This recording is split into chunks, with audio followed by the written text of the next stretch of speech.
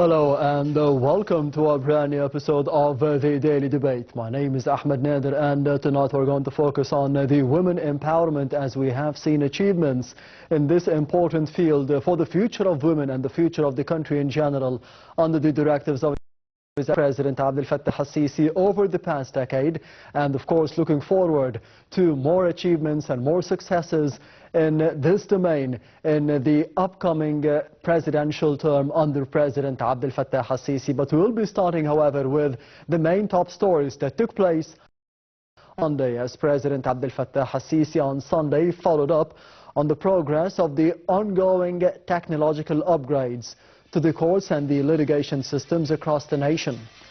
The President also followed up on the technical upgrades at the National Social Insurance Authority. This came at the presidential meeting with both the Minister of Justice and the head of the National Social Insurance Authority on Sunday. The President said that the activation of the digital transformation, improving courthouses buildings, the expansion of real estate authorities' offices, and linking them through a unified system will support the efficiency of the litigation system. The head of state also reviewed the progress made in introducing the technological upgrading to the Social Insurance Authority and in linking services with the Justice Ministry's data.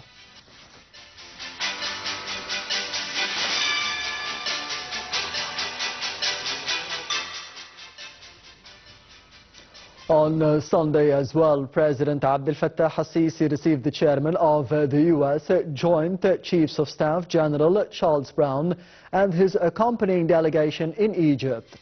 The meeting was attended by Minister of Defense, General Bagnied and the U.S. Ambassador to Cairo, Hero Mustafa Garg. The spokesman said that the meeting discussed the latest developments in the Middle East. He said that al-Sisi stressed the regional situation requires a decisive stand by the international community, adding that all the active parties should exert all the efforts and intensify the pressure to de-escalate the tensions that are threatening the whole region. The head of state also warned against opening a new front in Lebanon and stressed the importance of preserving the Lebanese stability and sovereignty. al-Sisi also stressed the necessity of responding to the joint efforts by Egypt, the United States and Qatar to reach an immediate ceasefire in Gaza and allow the exchange of prisoners to open the way for calming the situation across the region. He also reviewed the dire humanitarian situation Palestinians in Gaza are suffering from, which he said drove the need for putting an end to the war immediately in order to enable the delivery of the desperately needed medical aid and other assistance. The President said that all the international efforts must focus on launching a comprehensive political path to establish an independent Palestinian state according to the two-state solution. The presidential spokesman said that the meeting agreed on the deep strategic partnership linking the two sides and the strength of cooperation in various domains, especially the military field.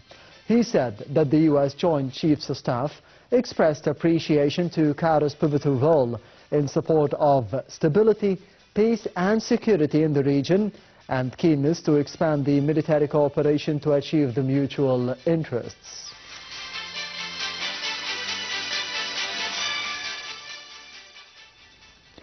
And the 35th International Conference for the Islamic Affairs opened in Cairo on Sunday under the title of Women and Building Awareness.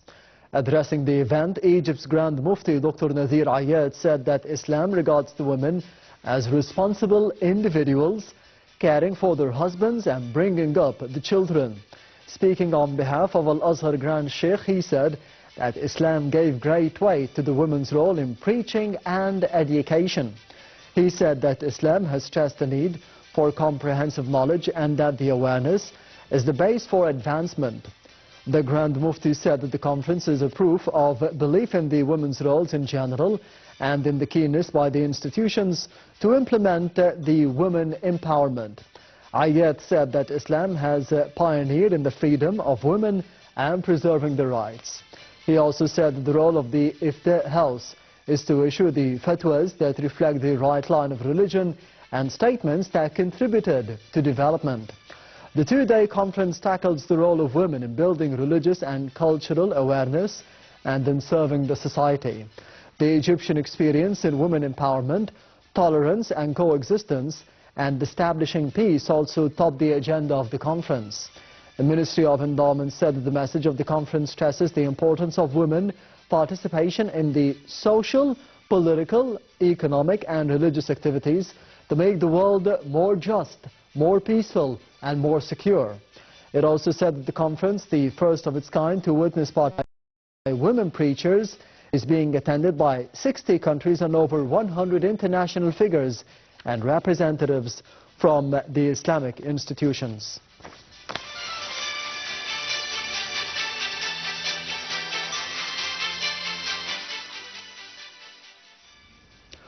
Up next, we will be having the presidential activities of His Excellency President Abdel Fattah al-Sisi over the past week. All in the upcoming report. Stay tuned.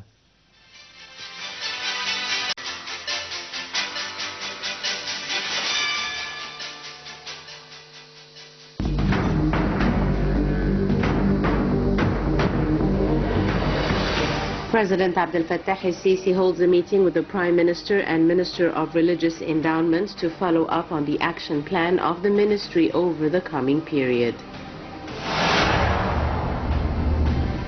President al-Sisi receives U.S. Secretary of State Antony Blinken.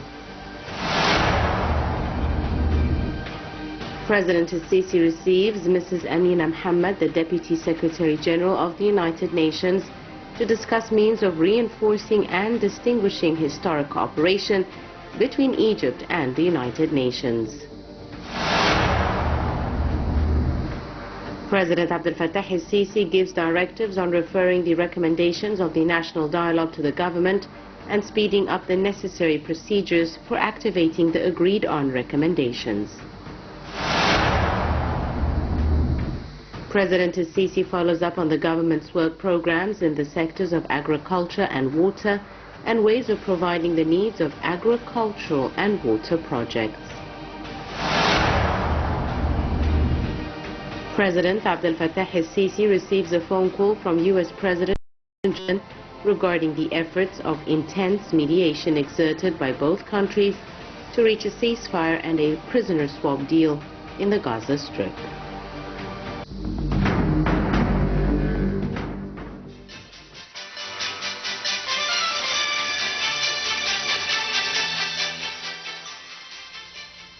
And in the upcoming report, we will be shedding more light on the main topic of the episode for tonight for the daily debate, as we will be having more information on the greater women empowerment that the women have enjoyed over the past decade under the directives of His Excellency President Abdel Fattah al-Sisi for a greater inclusion and more economic growth for the benefit of the society. We will be having more details in the upcoming report. Stay tuned.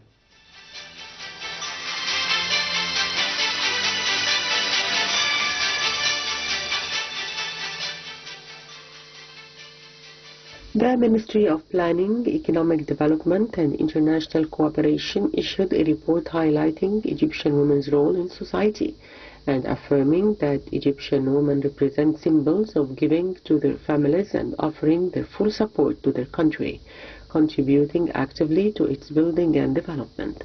The report highlighted the projects and initiatives that put Egyptian women at the forefront, including the presidential initiative Decent Life, which targeted around 26 million Egyptian women, aiming to improve the quality of life for Egyptian families. Also, various presidential initiatives aimed at improving women's health services, such as Initiative for Maternal and Fetal Health, with over 47 million screenings conducted for women. The report also focused on the state's efforts in economic empowerment for women, including financing for small and micro enterprises, reaching approximately £88 billion by the end of 2023, benefiting nearly 50 million beneficiaries compared to about £6 billion for 2 million beneficiaries by the end of 2016. Additionally, efforts in financial inclusion for women, with around 20 million women having banking accounts by the end of 2023. It also highlighted successful partnerships build the capacities of young female leaders, aiming to inject new blood of women into various institutions. There is also a partnership between the Ministry of Planning and Economic Development and the National Council for Women in various programs and projects, notably the project Increasing Women's Participation in Public Life in Egypt, which aimed to develop women's leadership and support their contribution to the state's developmental efforts. All these efforts align with studies and reflect local and international indicators, revealing that increasing women's contribution to the Egyptian labor market will contribute to a 34% increase in GDP, which is also reflected in international indicators showing Egypt's progress since 2014. The Women's Index in the boards of directors has increased from 19% last year to 23% this year, with a target to reach 30% of women in boards of directors by 2030.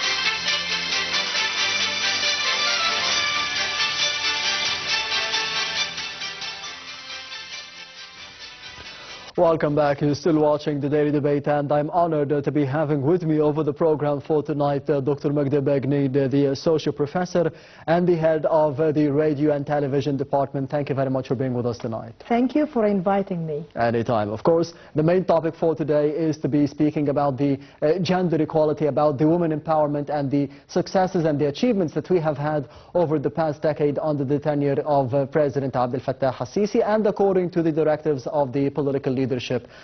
How much do you think we have achieved over the past decade in this important domain? I think a lot, especially in Egypt, because we passed through several things and many things, but it's the empowerment of women that makes the difference. Yes. You know, such as saying, no, she's supposed to work in this field or that field. But nowadays, the sky is the limit. Nobody would believe that. Seeing is believing. This is another thing, another way to put it. You see them, they are working in different fields that they did not approach before. Yes. So instead of reading and saying, no, you can watch, you can see, and you can see the parliament, how the changes took place. So thank God women are achieving good things for the Egyptian women today. Yes, and that is a main important point. Gender equality. The whole world is speaking about this specific topic for even the Western women and for the women from all over parts of the globe. How do you see the importance of implementing such an important topic here in Egypt for the benefit of women? Usually we have an Oriental look, Middle Eastern look for women. Yes. The way they see her, the way they interpret her work. But when you see now women in law, and you can see her in the parliament, and there is a rising number of women working, ladies working in the field, you can see the advancement here. And besides, when you give her the trust, she would give her best. And especially now, the society would be balanced. Men and women are working same jobs. She does not feel that she's lagging behind, which is a very good point. That would give her motivation to give her best. This is how I see it. We know that there are about 17 goals for the sustainable development according to the United Nations. How do you think the women empowerment is so important that it would be listed as one of the main sustainable development goals for any country? Yes, that's an honor. Especially that we were not in the picture, now you are in the picture. Nobody talked about Egyptian women before. Yes. Unless we talked about, you know, the historical side, you know, that's a long time ago. But now, today we can see Egyptian women here and they represent Egypt in a very, very beautiful way. Not only in the field of the politics, development and other sides, but also in sports. Now this is not included, but I'm adding sports when you see her gaining, you know, Olympic Games, and it's a pride for the Egyptian woman, I think so. Yes. Speaking of politics and the societal aspects and the economic opportunities as well for women here in the country, and focusing on the political side of it, how much do you think things have advanced in this field for the benefit of women? You see, women, when they think, they take their time to decide, they are not in a hurry. So that would benefit when you're talking about political issues. Yes. That you need to be very careful, meticulous about what to say and what not to say. I would say that women are kind of slow, not slow in taking the decision, but they will take their time to give the right decision. This is something unpredictable and unpredicted before. Only men were in the field of politics and so on. But when you see women are entering this field and they're doing well, that's a pride for the Egyptian woman. I think so. This is how I see it. Although I'm in the field of teaching and so on, but still, you know, that's a new field. And when she proves herself to be an ambassador and so on, that would be good. Not only few women would be in the field, but now it is open. And that's the idea. At the beginning, you can see we have about 2 or 3 or 5, but now it's open to everybody. You just work well, do your homework, you know how to be presenting your country in the right way, in a nationalistic way. That would be good. The field is open. Do you think that this will be reflected on the economy, the economic opportunities and chances for women in the society? Hopefully, yes, hopefully, because it is the problem of the economic side is not only regional, it's international, you know, everywhere. So with good education and with good training, they can accomplish that. I don't think that's something like a barrier for her. And besides, Egyptian people are intelligent. Yes. Unbiased. Egyptian women are intelligent People, yes. I would say. Women part of the gender. Okay.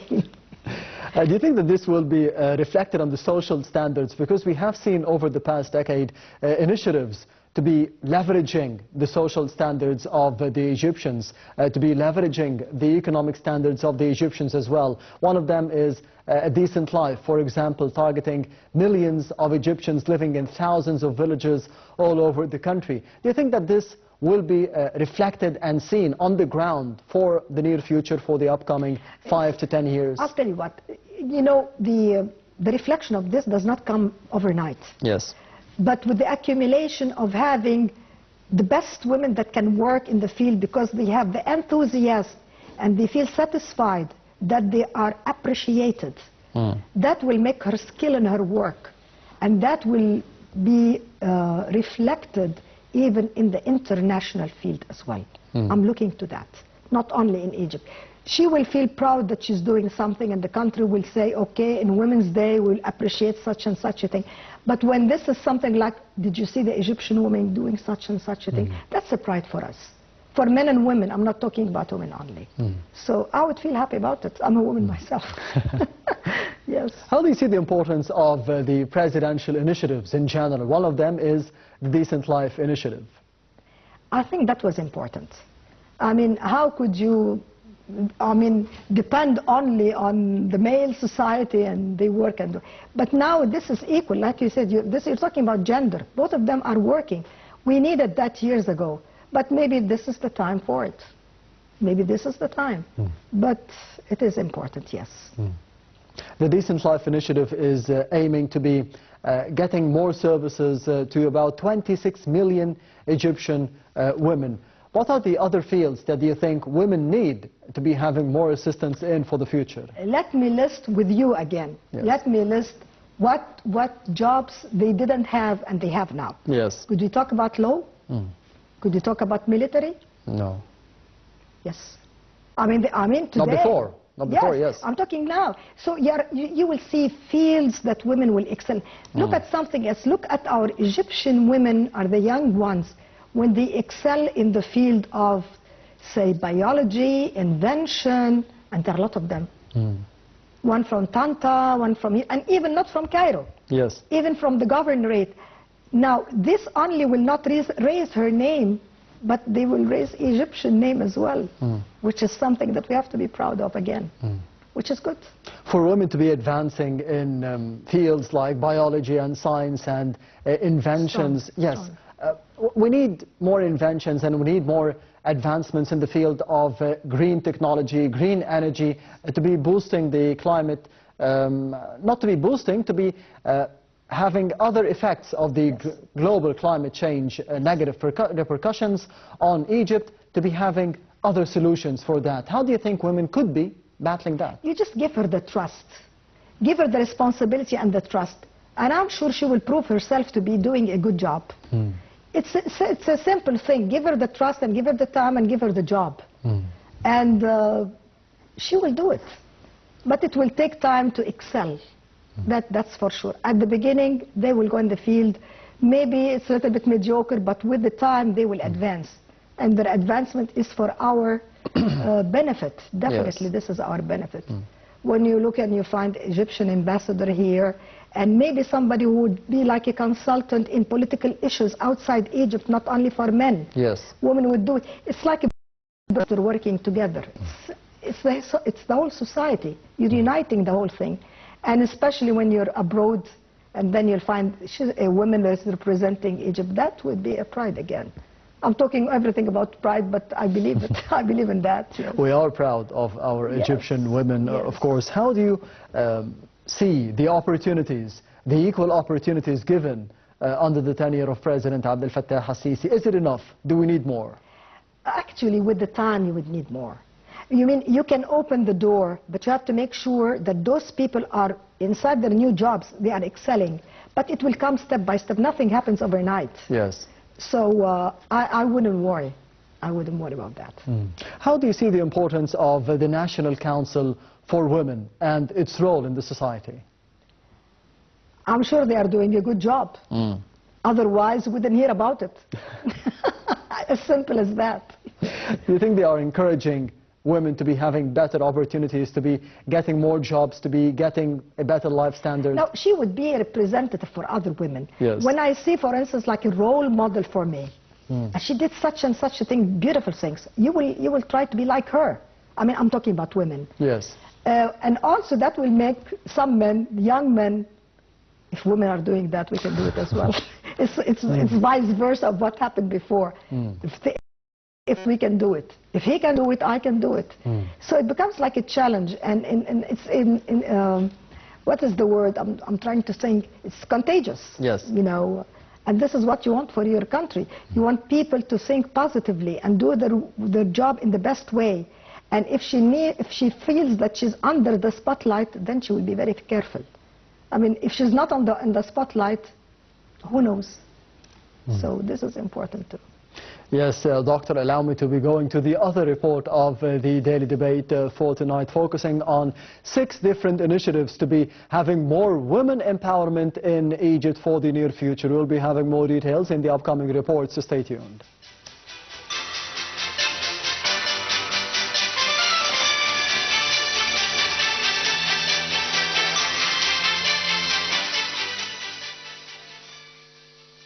Ministry of Local Development has received a report from the Central Equal Opportunities Unit in the Ministry on the public and sub-opportunity units in the governorates, totaling 277 units, on the work strategy to integrate women's issues into the comprehensive and sustainable development process in the governorates.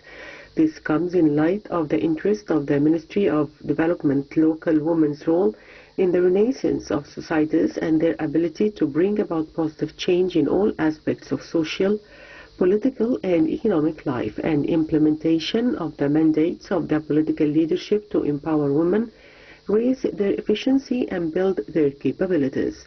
There are 6 initiatives were launched in all governorates, targeting the participation of women on large scale in all political, social and cultural sectors. In the field of protection and combat,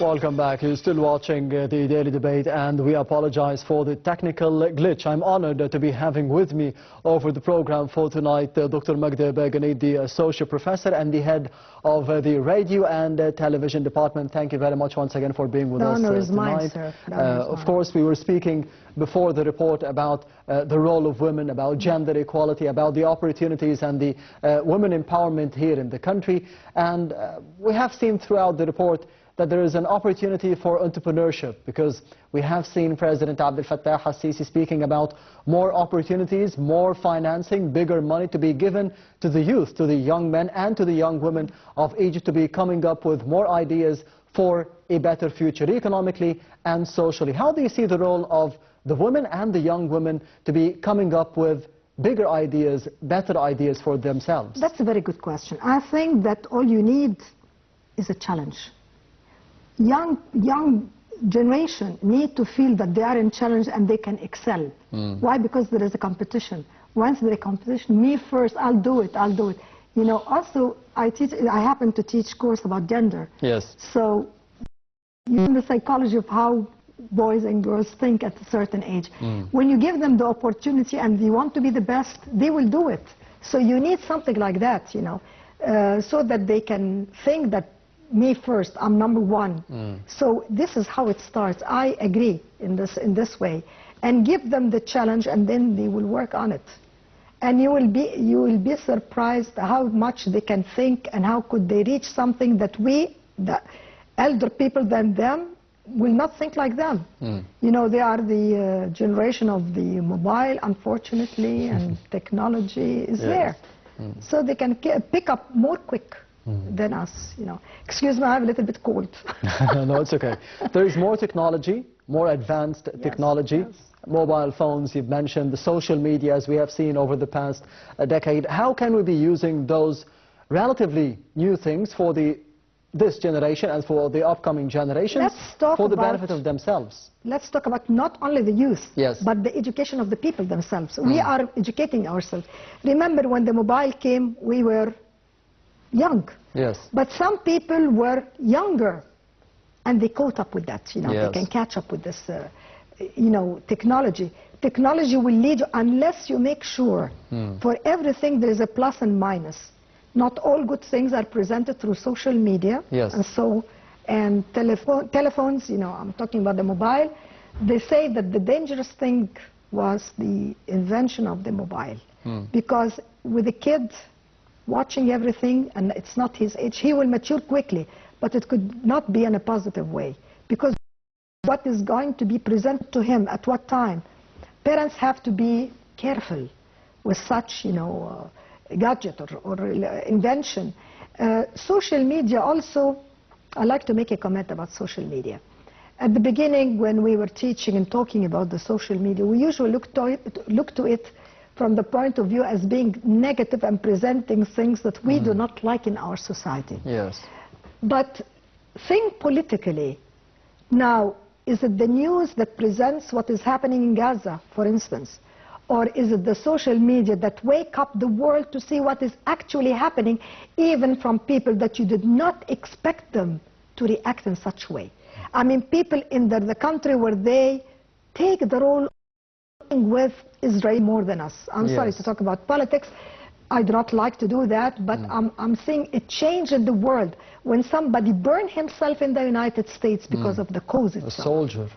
Exactly. I'm saying somebody I do not want even to identify. Yes. And when you see a whole university is against the professor who's taking the role of, it's okay, you can kill people in Gaza. No, that's not a personal decision. This is something international, and we have to stop this. We're doing our best. You know, I stopped watching, you know, the programs and the killing.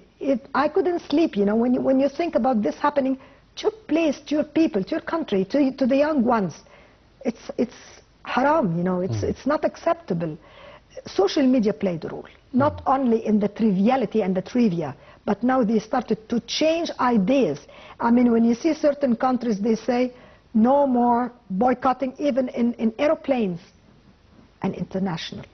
Some people will stay as they are. I do not want to mention who. But I'm talking about other countries which are far in Asia, here and there, and they are taking the role of no more of this kind of brutality.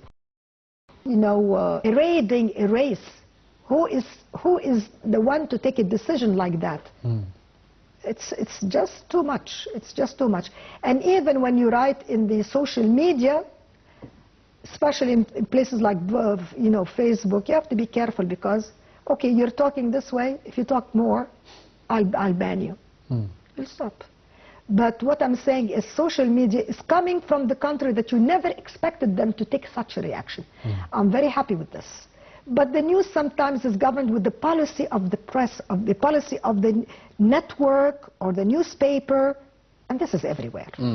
I'm taking the side. For instance, in the United States, when they say, we'll take the side of Biden or take the side of the other There is an agenda. There is an agenda, and there are channels that support them. This is everywhere. I'm not saying colored, but I would say support. But at least they will give you the whole picture, and you as a person will select according to your readings, understanding, and you know, it's kind of different. But at least you know what is going on. Before that, we never knew what is happening. I mean, religiously speaking, this is one thing. Politically speaking, and other things. So I'm trying to say that social media nowadays is not that bad. Although it has some bad effects, definitely. But if some... Is it a weapon that we need to know how to be using, especially for the young women and the young men? You know, you're talking technology now. We're not talking about what you have taken in school and learned in university, because now we are much more beyond that. You know, it's your role as a person, as Mr. Ahmed, studying and understanding and having ideas and putting things into action. You need that. If you don't have this kind of putting things into action, we will not excel. Look at Zuhail, look at other people, look at Muhammad Salah. You know, He knows what he's doing. He's preparing his mind. Yes. And he listens to everything, but he knows what to say and what not to say. We need people like that. You'd be proud with your colleagues and your friends and your countrymen, as they say, if they do something good for your country. But the names that you mentioned are individuals. Do you think that we can be forming more and more mindsets like that? Oh, yes, definitely.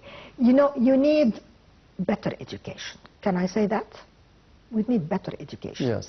And we need the students to work harder. If they listen to me now, they have to focus not only on just reading and PowerPoint and things like that. They need to read books. They need to read encyclopedias. They need to go to the library and learn to teach themselves. If you don't teach yourself something new, you're not adding anything to your life. Look at those who made it to the top. You have to have a motivation. Follow that motivation and do it and work on it. You will excel and you'll be proud of yourself and your country will be proud of you as well. This is how I see it. I like that. Doctor, you've mentioned as well one important statement. It is that what is happening nowadays, it is usually raising competitiveness and the competition between one generation to the other and between the individuals of the same generation. Me first. Yes. How do you think this, of course it has some pros, but it has plus some... and minus. Yes, plus and minuses. How can we be gravitating on the pros and to be getting less and less of the cons? Bringing up at home the family. They have to be very careful with their children. How do they spend their time? How can we be having a family with the rates of divorce and with the rates of consumption of social media? Before you get married, you have to choose well. This is a difficult answer. This is very difficult to answer this.